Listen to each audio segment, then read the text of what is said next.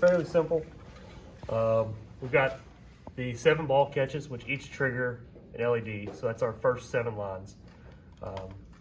Once all 7 of the ball catches have been hit, it turns on LED 8 and 9. Where are LED 8 and 9? Which would be the bottom one and the center one, which was not cut out. Sure. But that's 8 and 9. So all of them are turned on. Once all of them are turned on, it would do the same thing as if you hit the eye catch, the one in the center as well. That would turn on all the LEDs and the solenoid to flip the picture.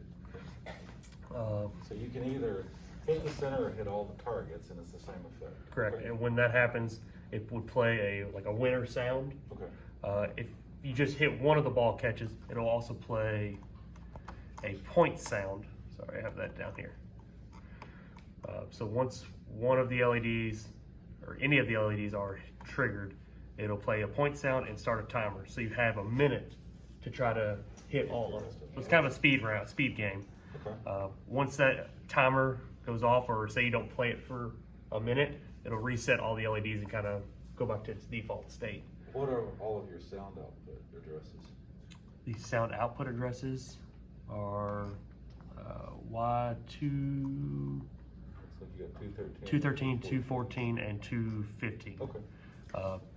Because when it goes to reset, it would also have a reset sound. So there's 2 separate timers, one for the countdown for trying to get all 7 LEDs, then the winner sound. So like if you hit the ball catch or the eye catch or all 7 ball catches, it would play the winner sound, and that would go for 5 seconds. For once, we don't burn up the solenoid, because I've seen that happen quite a bit.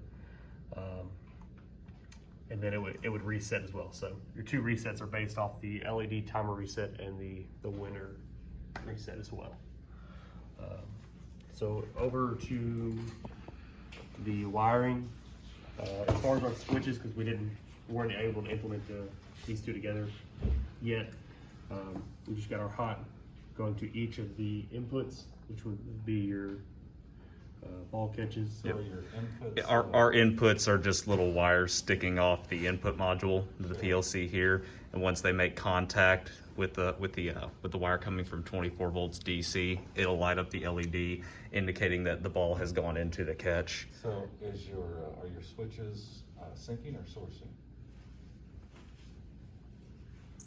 Switches. What do the Are switches provide to the syncing. module?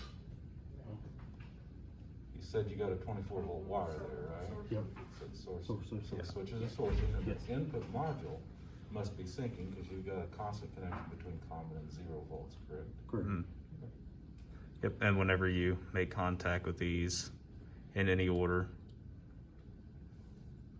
we'll turn on the corresponding LED until all of them are lit up. These are the last 2, the one in the center, and then LED number 8.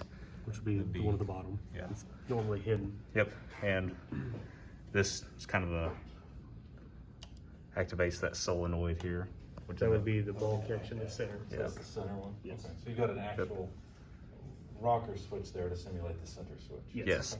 Yep, and it does reset after 5 seconds. The mechanical design part of it, we had everything cut out. We didn't get the solenoid put in there because we had it programmed over there just so you could see that it worked. And it works fairly good. We've been playing with it for I'm quite a while surprised this it morning. works that well. I'm surprised it worked. Yeah, we had to do a little filing over here to get it to fit. Sure. But all in all, it's pretty fun once we kind of got it going. Yeah. Figured out how it all worked together. There we go. I'm surprised that your channel's so wide there. This one down here. Oh, made it. Hey, nice shot. Yeah. I'm surprised that this over here is so wide. I think I probably made it not near so wide. But I'm surprised it still works different, but hey, it works. Looks like the compliant mechanism's working okay too. Yeah, I thought it was gonna break because I saw how fragile this was. We've seen a few of them break. Oh yeah, one. But, Yeah. that's our project. Okay.